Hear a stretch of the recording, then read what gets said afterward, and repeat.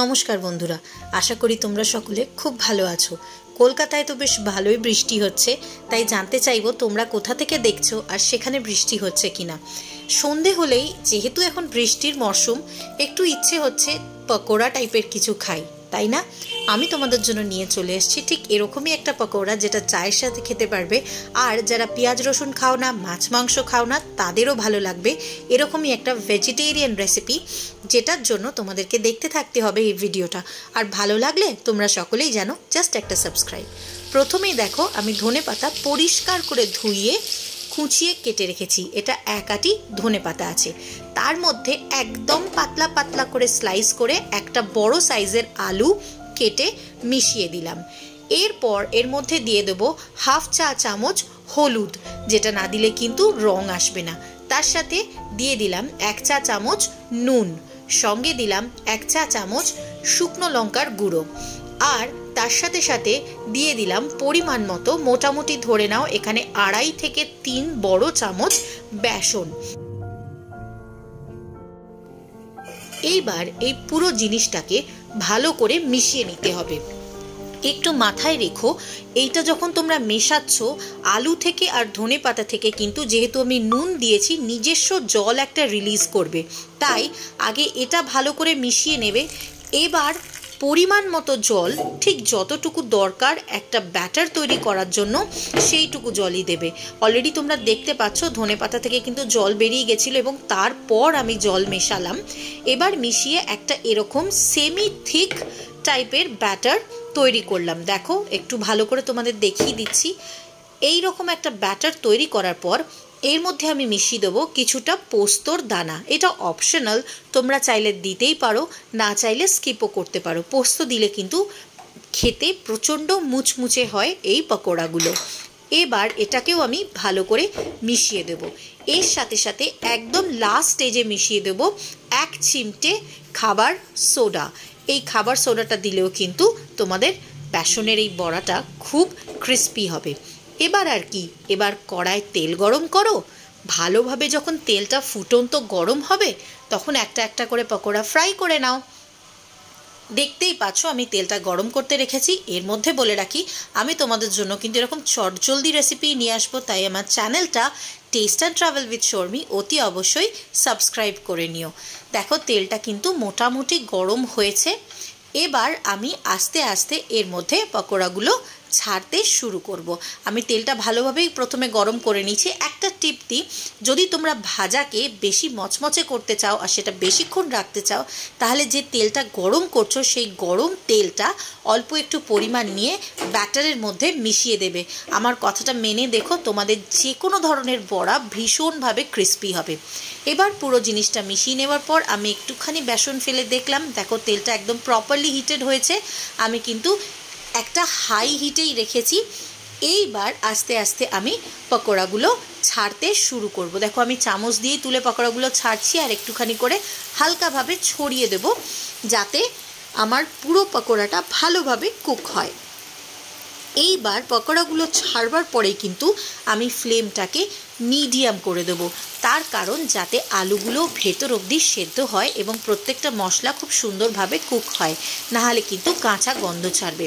প্রথমে আমি হিটটা বাড়িয়েছিলাম, তার কারণ এই ধরনের বড়া কড়ায় লেগে যাওয়ার একটা টেন্ডেন্সি থাকে, যাতে সেটা না হয় সেই জন্যই কিন্তু আমি হিটটা বাড়িয়েছিলাম। এবার দেখো, একটা একটা করে আমি বড়া ছেড়ে দিলাম এবং একটু স্প্রেড করে দিলাম, যাতে বড়াগুলো ভালোভাবে ভেতর অবধি কুক হয়। এবার মিডিয়াম টু হাই ফ্লেমে রেখে রেখে আমি বড়াগুলোকে কিন্তু উল্টে পাল্টে ভেজে নেব। এটাকে তোমরা পকোড়া বলতে পারো, এটাকে তোমরা বড়া বলতে পারো, যা খুশি, তবে খেতে কিন্তু দারুণ হয়। তোমরা চাইলে এর মধ্যে কাঁচা লঙ্কা কুচি করেও কিন্তু মেশাতে পারো, তাতে টেস্ট আরও বাড়বে। যদি কেউ পেঁয়াজ পছন্দ করো, তাহলে এর মধ্যে পেঁয়াজও দিতে পারো।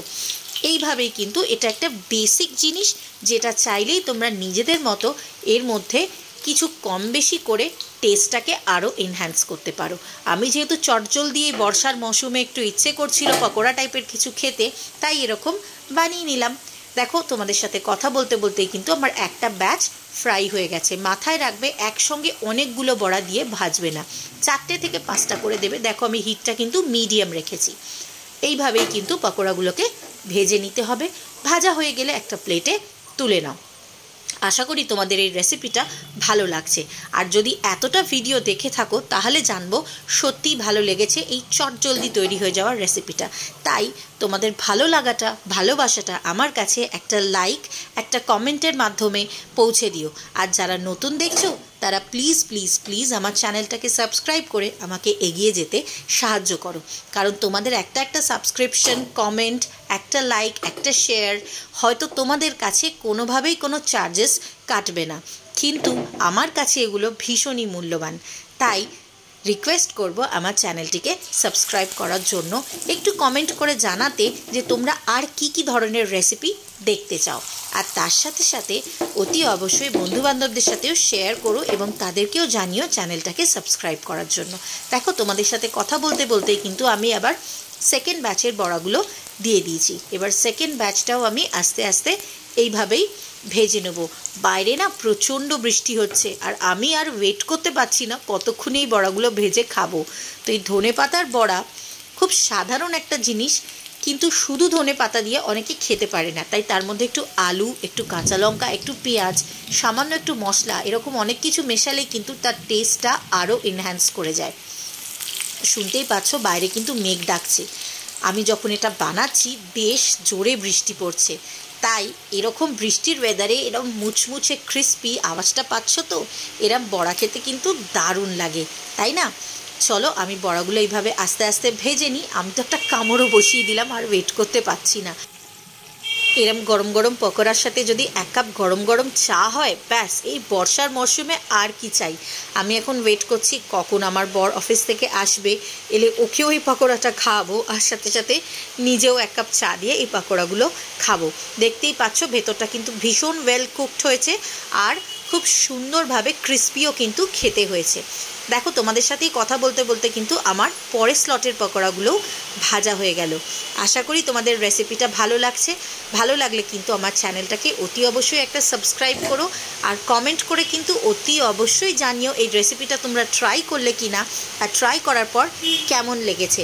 যদি তোমাদের কোনো প্রশ্ন থাকে, কোনো সাজেশন থাকে, সেটাও কিন্তু অতি অবশ্যই কমেন্ট করে জানাতে ভুলো না। আমি তোমাদের প্রত্যেকের কমেন্টের রিপ্লাই দেওয়ার চেষ্টা করব, আর তার সাথে সাথে তোমাদের সাজেশনসগুলোও মেনে চলার চেষ্টা করব। দেখো আমি পরের ব্যাচটাও দিয়ে দিলাম। এই পরের ব্যাচটাও কিন্তু আমি আস্তে আস্তে ওলট পালট করে মিডিয়াম টু হট অয়েলে ফ্রাই করে নেব। কি চালু করলে? হ্যাঁ, এই যে আমার হাজবেন্ড অফিস থেকে এসে খেতে শুরু করে দিয়েছে। কেমন হয়েছে গো? একদম তোমার মায়ের মতো। না, তোমার মা আমি যখন আসতাম তোমার মা যেমন করে খাওয়াতো, আচ্ছা, এবং সেই ফিলটা, সেই ক্রাঞ্চি ব্যাপারটা, সেই এক্স্যাক্ট ধনেপাতার একটা টেস্ট, এই সব কিছু পাচ্ছি। তুমি তো ইমোশনাল হয়ে গেলে। Yes, one bite for your mom. খাও। হ্যাঁ, ক্রিস্পি হয়েছে, আওয়াজটা বোঝা যাচ্ছে। আওয়াজটা, থ্যাংক ইউ। যাও ফ্রেশ হয়ে নাও। তো ফিডব্যাকটা তোমরা পেয়েই গেলে, একদম লাইভ ফিডব্যাক কেমন হয়েছে। তবে খুব ভালো লাগলো এটা ভেবে যে আমার রান্না এখন আমার মায়ের মতো হয়, কারণ আমার মা সত্যিই ভীষণ ভালো রান্না করতো। তো সেই দিনগুলোর কথা সত্যিই মনে পড়ে গেল। দেখো তোমাদের সাথে কথা বলতে বলতে আমার কিন্তু লাস্ট ব্যাচটাও ফ্রাই করা হয়ে গেছে। এবার আর কি, এবার গরমাগরম ধনেপাতার বড়া আর চা খাওয়া হবে। ব্যাস, আজকের জন্য এটুকুই। তোমাদের যদি রেসিপিটা ভালো লেগে থাকে তাহলে আমার চ্যানেলটাকে অতি অবশ্যই সাবস্ক্রাইব করো, আর হ্যাঁ, অনেক অনেক লাইক আর কমেন্ট করে আমায় তোমাদের ফিডব্যাকটা পৌঁছে দিও। যাই তাহলে এবার গরম গরম চা বানাই, আর তার সাথে সাথে এই ধনেপাতার পকোড়া এনজয় করি। তোমরাও এরকম ধনেপাতার পকোড়া বা ধনেপাতার বড়া বাড়িতে এনজয় করতে পারো। আজকের জন্য এটুকুই। সকলে ভালো থেকো, টাটা।